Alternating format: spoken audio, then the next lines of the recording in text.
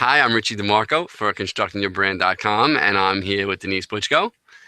Hey, And Richie. hey, Denise. And this is Ignore Houzz Lose Money Part 2.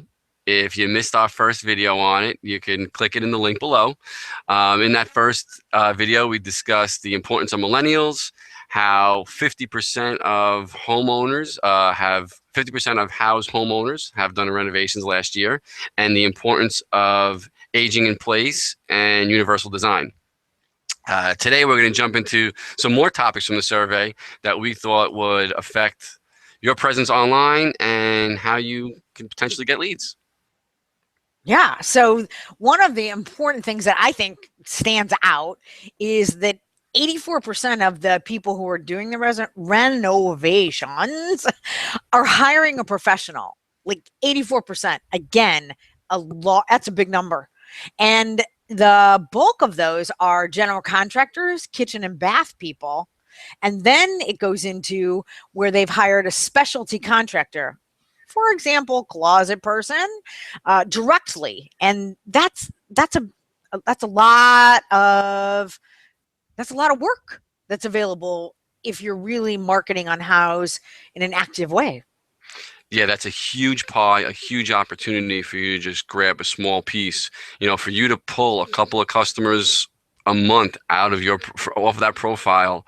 Um, like I said, it's a big pie. It's a big pie you're drawing out of. And one of the other big things out of that survey was that the majority of baby boomers, or the older generations, were more likely than the younger ones to hire a pro and depend on that contractor and their advice. Yeah, like 48% of those. So that, I think it's because as we get older, we get wiser, we have more sense, SENSE, and more sense, CENTS, like as in financial resources. Divorce is expensive. You go through that experience of a renovation. Hey, I'm going to do it myself when you're 25 or 30. And then you get into one of those tiffs with your spouse. And, well, you know what happens. I did my kitchen once, and I swear I'll never do it again. Never. Never. And the hiring a pro, I know from my own experiences and talking with people who do have plenty of financial resources. One of the things about doing a renovation, doing interior design kind of things, is that it's a commitment. And so you knock down that wall, and it's expensive if you change your mind and you put it back up. And so people are kind of afraid of that. Yeah, and that ties into the whole reason why, according to Houzz, people are planning these projects for people to plan for 6 months to a year is not uncommon. It's not only, a financial commitment, but like I said, the time, the energy. Right now, my wife and I are talking about doing something in the backyard, and honestly, I just don't be bothered. Looking at stone and what color and the layout. I don't really care. I don't really care, and I don't want to waste my weekends, shopping for stuff like that. I'd rather be doing other things. So I understand why it takes people so long, and why they're looking at your profile for 6 months to a year before they actually contact you and make a decision. So what that means in the real life world of marketing is that you need to, we've said this before, but we'll say it again for your benefit. Create your profile, make sure it's complete, do the idea books, create the project books, follow discussions, pay attention to what's going on so that as things evolve and people are watching you, that you can be the one that they contact when they're looking for that project. That's right. And just, that simple question that, a lady asks a question, or Mrs. Jones is asking you a question now, and that really could turn into a job. And, the way you respond could be the difference between you getting the job or the lead versus your competitor. Yep. And a key point that the Houzz people revealed is the concept of reviews. And we all know reviews.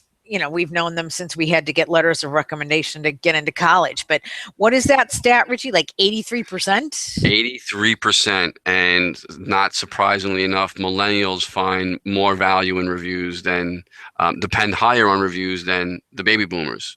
And I would just assume that's the case because millennials are used to, even I know when I'm booking a vacation, you're going to a hotel, you go look at the TripAdvisor, you're looking at the reviews. Everything we do, you're going to buy something new, whether it's a TV or a refrigerator, you're looking at the reviews. That's second nature. Yeah. And hiring a contract is the same thing. Sorry, Yeah. Denise. That's okay. One of the things that I picked up as a tip, something that I think everybody needs to put in their brain, even if you don't take action on it this minute, is that testimonials are, as is everything, going the way of video. So take out your phone on that last visit from a project where the client is happy and get that video testimonial. Start practicing with it, because you'll be able to use it on multiple formats on all of your channels, and people like watching that. It's quicker, it gives more credibility, people can relate to it. It does not have to be formal or staged or perfectly lit. We get that you're shooting it with your phone, but it's a key indicator for how testimonials will evolve, how they'll be consumed not in the future, now. Yeah, it's just like the professional videos Denise and I are shooting right now. Um, no, really, I know it seems a little overwhelming, but the younger generation, it's all about video right now. And as much as we do love Houzz, you never know where Houzz is going to be in a few years. So you do want to try and grab as many testimonials as you can and make them your own by putting them on your website, putting them on other platforms. This way, you never know. Houzz could change the rules tomorrow, and there you go. So those testimonials are really important. You're going to do your final walkthrough, your final punch list. The customer's really happy. Take your phone out. Just record what 30 seconds of why they like the project, why they're happy, the problem they had, how you fixed it. It can go a long way. Yeah, that's a great suggestion. Another point that Houzz listed in their research was that similar experiences and scope of project is really important. And the way that this translates into action for you is, I'll use myself as an example. I really enjoy the contemporary style of things. I get more excited about a project that is very contemporary. I do a lot of that kind of work. And so to be able to do more and more of it, I need to embrace that perspective and show that kind of work, talk about that kind of work, and be familiar with it, because then people who are looking for that will identify with me. So the days of being everything to everybody, they're gone.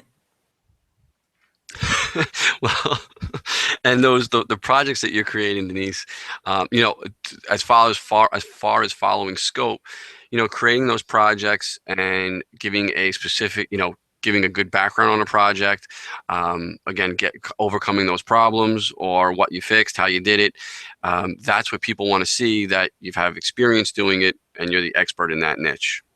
Yeah, I think it's really important. And that ties into communication skills and organization skills, which is the third highest ranking criteria of importance for people who responded to the Houzz survey. Being organized, being able to communicate key points. If you're some Knuckle dragger. No, I'm sorry. I was so inappropriate. I was searching for a good term. Some, antiquated contractor who, really ignores your phone calls, doesn't check email, doesn't have an active website, is not really organized about things, and demonstrating that to your potential clients, demonstrating that in your online presence and in your platforms about how you present a project, how you organize things, that eases people's minds. They're investing a lot of money. And we said earlier, they're spending 6 months or more planning this process. You need to give them as much confidence as possible that you are their go-to source. Yeah, and I'll tell you, when I was reading it, the communication thing really did surprise me. But as we spoke through it, I could totally see that, because even just things like calling somebody and their cell phone and their voicemail is full, little things like that, people pick up on it, and again, that could cost you a customer. Absolutely. And the communication, that is something that this is another message from your sponsor, but we teach people that. That's a huge component of the courses that we offer and the consulting that we do is the tactics and the strategy and the way that you communicate and the way that you're organized. And we have just for you an awesome new class specifically about Houzz, which is part of the reason we're talking about Houzz today, that will get you through to a point of action, of understanding, and in a very simple way. Yeah, the video, you can refer back to it. We give you specific examples of what you can do to your profile as soon as you're done watching it, so that you can immediately see results. It's not really theory; it's very specific action items that you can take to make your profile better and have a shot of moving up organically in the search, which is what you want. Yeah. So check it out today. Sign up. We'd love to have you. It's a great deal. And you will really feel, I mean, you can pause it. You can listen to it at your own schedule. You can re-watch, re-listen, go step by step and really either double check what you've been doing or implement some new stuff to make some traction on this really huge, really targeted platform, not program. Wow. Yep. And it's a quick 1 hour class, so it won't take up much time. And like I said, you'll be an expert by the time you're done. So thank you so much for watching. The link will be in the video below in the show notes. And please head over to constructingyourbrand.com. Keep those questions coming. Denise and I are having so much fun doing this. We're hoping that you're having as much fun watching it as we're having doing it. And we'll see you soon. Till Thanks, next week. Richie. Thanks. Bye.